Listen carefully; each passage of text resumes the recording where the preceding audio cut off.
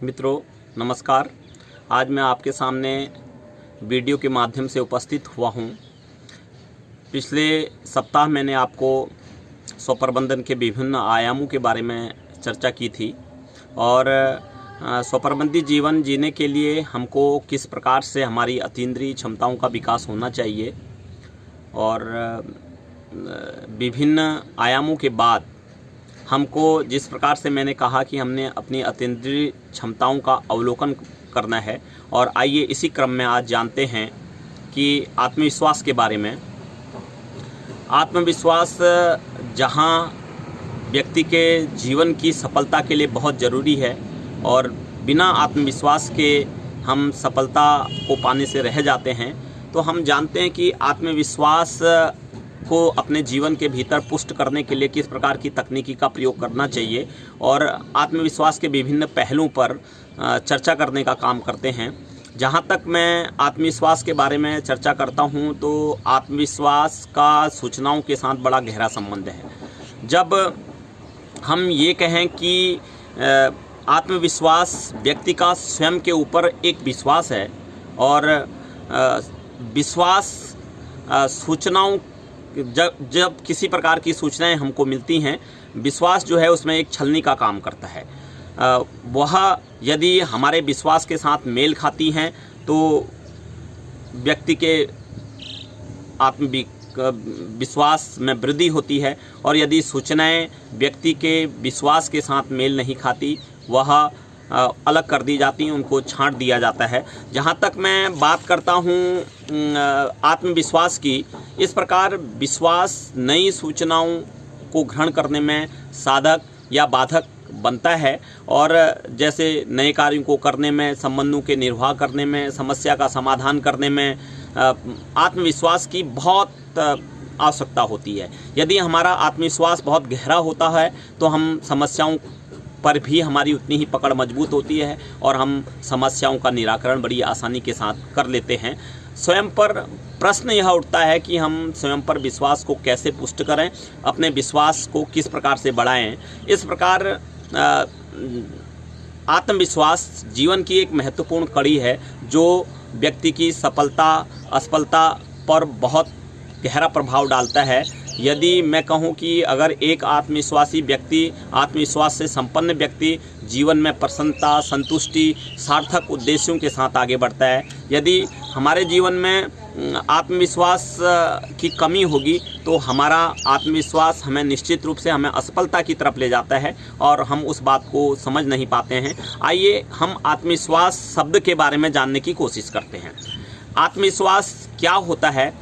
आत्मविश्वास, यदि मैं कहूँ आत्म और विश्वास, यहाँ पर आत्म का संबंध किसी भी प्रकार से आत्मा से नहीं है। यहाँ पर आत्म का जो शाब्दिक अर्थ है वह स्वयं से है, खुद से है और विश्वास का अर्थ है निष्ठा या आस्था।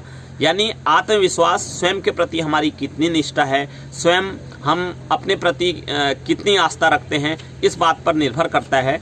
आत्मविश्वास एक स्वयं की स्वीकृति, अपने प्रति हम अपनी अच्छाइयों, अपने आप को कितना स्वीकार करते हैं, अपने भीतर की अच्छी चीज़ें और बुरी चीज़ों को कितना स्वीकार करते हैं, यह इस पर निर्भर करता है। यदि मैं कहूँ कि आत्मविश्वास का मतलब अपने प्रति निष्ठा, आत्मविश्वास का मतलब अपने प्रति आस्था, आत्मविश्वास का मतलब अपने प्रति स्वीकृति। हम जैसे हैं, कई व्यक्ति विभिन्न प्रकार की बुराइयों को होते हुए वो बुराइयों को नहीं मानते हैं, तो आत्मविश्वास में वृद्धि के लिए बहुत ज़रूरी है कि हमको आत्म स्वीकृति करनी पड़ेगी।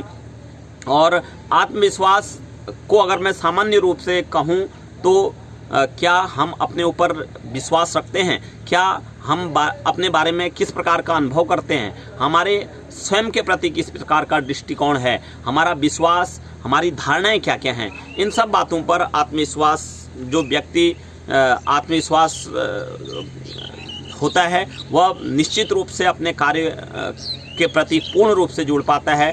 और व्यक्ति स्वयं के प्रति विश्वास नहीं होता तो वह कार्य को नहीं कर पाता है, उसका कार्य सफलता की तरफ नहीं जा पाता है। तो इसलिए किसी भी व्यक्ति के जीवन की सफलता के लिए आत्मविश्वास होना बहुत ज़रूरी है। और मैं आपको आत्मविश्वास की वृद्धि के उपाय बताते हुए मैं 2 प्रकार के उपाय आपको बताना चाहता हूँ।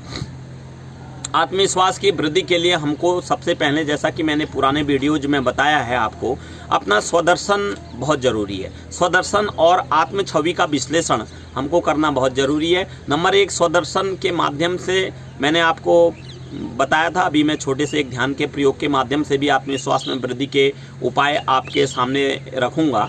आत्म स्वदर्शन में जब हम जिस प्रकार से, अगर मैं किसी व्यक्ति से कहता हूँ कि भाई आप अपने बारे में, आप अपने आप को किस प्रकार से देखते हैं, तो वह केवल बाहरी या भौतिक चीज़ों से अपने आप को जोड़ने का प्रयास करता है। अपने भीतर के आत्मविश्वास को, अपने मूल्यों को, अपनी धैर्य, अपनी क्षमता, इन सब चीज़ों को देखने का नहीं देख पाता है। और इसलिए हम आत्मविश्वास में वृद्धि के लिए अपना स्वदर्शन करना बहुत ज़रूरी है। और ये पिछले प्रयोगों के माध्यम से भी मैंने आपको बताया था कि हम किस प्रकार से अपना स्वदर्शन करें, अपना अवलोकन करें। और दूसरी बात आती है आत्म छवि की। आपकी दृष्टि स्वयं में, आप अपनी दृष्टि में अपने आप को कैसा अनुभव करते हैं, आपकी आंखों में आपके प्रति किस प्रकार का प्रतिबिंब है, अपना किस प्रकार का प्रतिबिंब है, आप स्वयं से क्या चाहते हैं, स्वयं का मूल्यांकन करने की आवश्यकता है। आत्म छवि जो है आत्मविश्वास को गहरे ढंग से प्रभावित करती है। यह हम कई बार क्या होता है कि बचपन में जिस प्रकार की बातें या धारणाएं अपने प्रति सुनते हैं, कि यदि कोई हमारे बारे में किस प्रकार की धारणा बनाता है और हम बार बार उसी प्रकार की धारणा को सुन लेते हैं कि तू निकम्मा है, निकम्मा है, निकम्मा है, इस प्रकार की धारणा को हम अपने जीवन में गहराई के साथ पुष्ट कर लेते हैं। यदि हमें हमारे प्रति जो धारणाएं पाली जाती हैं कि यह बहुत अच्छा प्रतिभावान छात्र है, तो इसी प्रकार की धारणाओं का, नकारात्मक धारणाएं और सकारात्मक धारणाएं दोनों हमारे मन में गहराई के साथ प्रविष्ट कर जाती हैं। तो मैं यहाँ पर यह कहना चाहता हूँ कि संक्षेप रूप में आत्मविश्वास की वृद्धि के लिए सबसे पहला उपाय है स्वदर्शन का, अपना अवलोकन का, अपने बोध करने का और आत्म छवि का। हम स्वयं के बारे में अपना क्या दृष्टिकोण रखते हैं। कई बार हमारा समस्याओं के प्रति दृष्टिकोण अगर सकारात्मक रहता है तो हम समस्याओं का समाधान कर ले जाते हैं, और समस्याओं के प्रति हमारा नकारात्मक दृष्टिकोण रहता है तो हम उन समस्याओं की तरफ उनको निराकरण